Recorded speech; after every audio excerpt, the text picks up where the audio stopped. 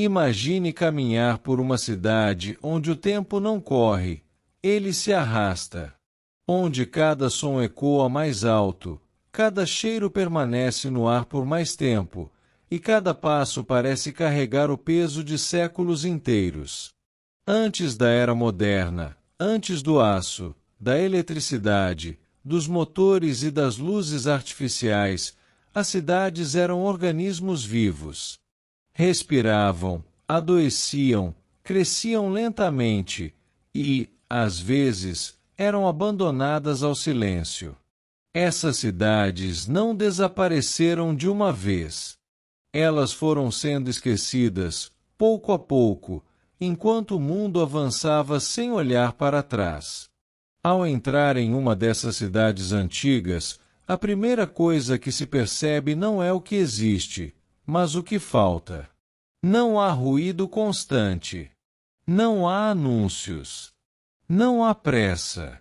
O som dominante é o dos próprios passos sobre pedras irregulares, desgastadas por gerações que caminharam antes de você.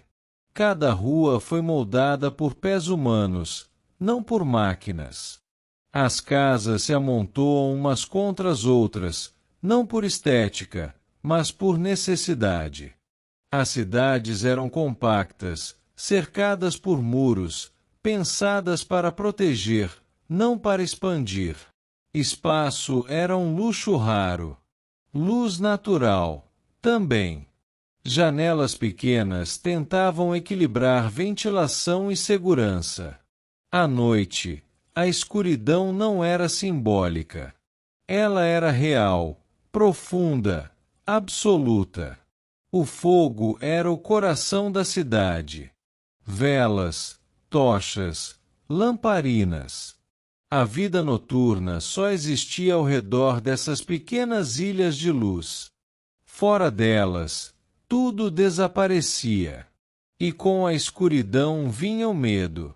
Não o medo imaginário, mas o medo prático, de quedas, de roubos, de doenças, de não voltar para casa. O ar dessas cidades era pesado. Misturava o cheiro de madeira queimada, animais, restos de comida, lixo acumulado e corpos humanos. Não havia sistemas de saneamento como conhecemos. As ruas serviam para tudo: circulação, descarte, trabalho, convivência. A cidade era funcional, não higiênica. A água era um bem precioso. Fontes públicas, poços e rios determinavam onde a cidade nascia e até onde ela podia crescer. Quem controlava a água, controlava a sobrevivência. Em períodos de seca ou contaminação, uma cidade inteira podia definhar em questão de semanas. Essas cidades esquecidas não eram apenas centros urbanos. Eram microcosmos sociais extremamente rígidos. Cada pessoa tinha um lugar, e sair dele era quase impossível. O ferreiro, o padeiro, o tecelão, o mercador. As profissões passavam de pai para filho. O sobrenome frequentemente dizia mais sobre alguém do que sua personalidade. A mobilidade social era mínima. A cidade ensinava desde cedo quem você era e até onde poderia ir. As ruas mais próximas do centro abrigavam os mais ricos, os edifícios religiosos e administrativos. À medida que se afastava, a pobreza se tornava mais visível, mais densa, mais esquecida. As construções carregavam as marcas do tempo de forma crua. Não havia reformas constantes. As paredes rachavam. Os telhados cediam. A manutenção era feita apenas quando o colapso era iminente. Tudo durava até não durar mais. E quando uma casa desmoronava, muitas vezes era reconstruída sobre as mesmas pedras, reutilizando o que ainda servia. O tempo, nessas cidades, era sentido de outra forma. Não era medido por relógios precisos, mas por sinos, sombras e rotinas naturais. O dia começava com o nascer do sol e terminava quando ele desaparecia. O inverno encolhia a cidade.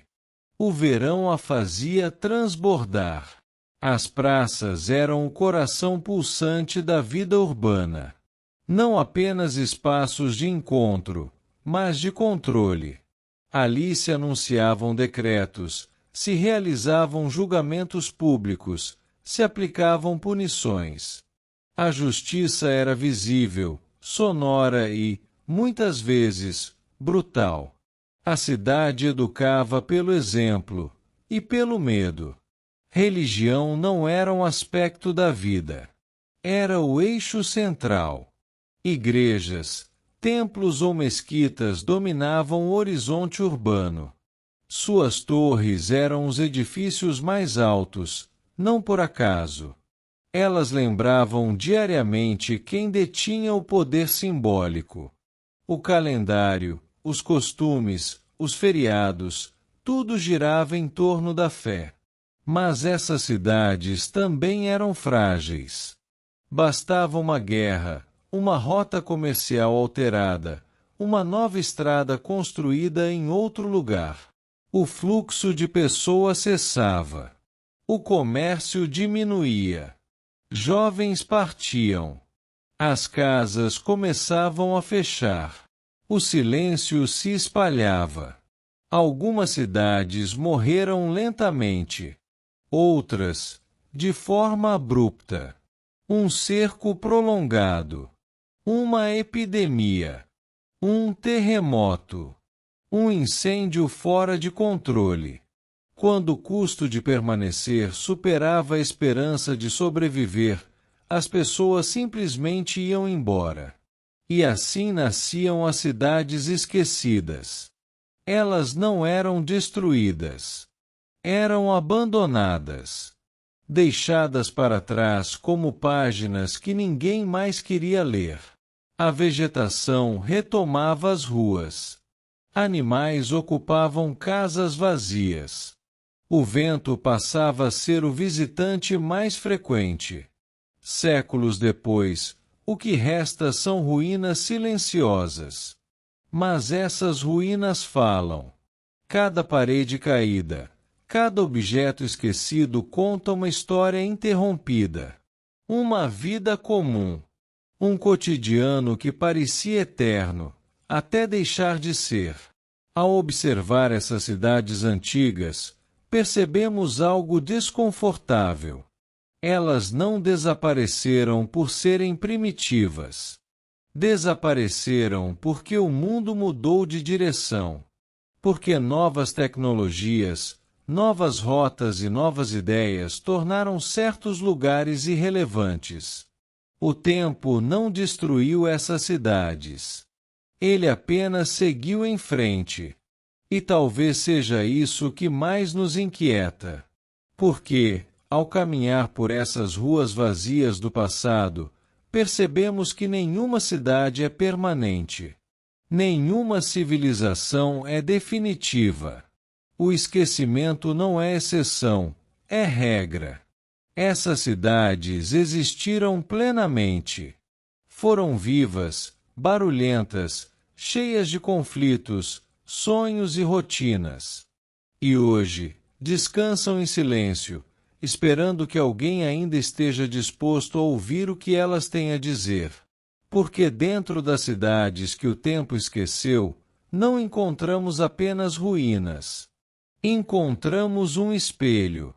Um lembrete de que o nosso mundo moderno, tão sólido e acelerado, também pode um dia se tornar apenas mais uma paisagem silenciosa, observada à distância por alguém que tenta imaginar como tudo isso funcionava. E quando esse dia chegar, talvez sejamos nós. As vozes que o tempo decidiu esquecer. O mundo mudou. E ele vai continuar mudando. Se essa viagem pelo passado abriu seus olhos, não deixe essa história terminar aqui. Deixe seu like agora. Se inscreva no canal. Porque toda semana, nós trazemos de volta mundos que o tempo tentou apagar. Você não está aqui só para assistir. Você está aqui para lembrar. Inscreva-se. E continue assistindo a história nascer de novo.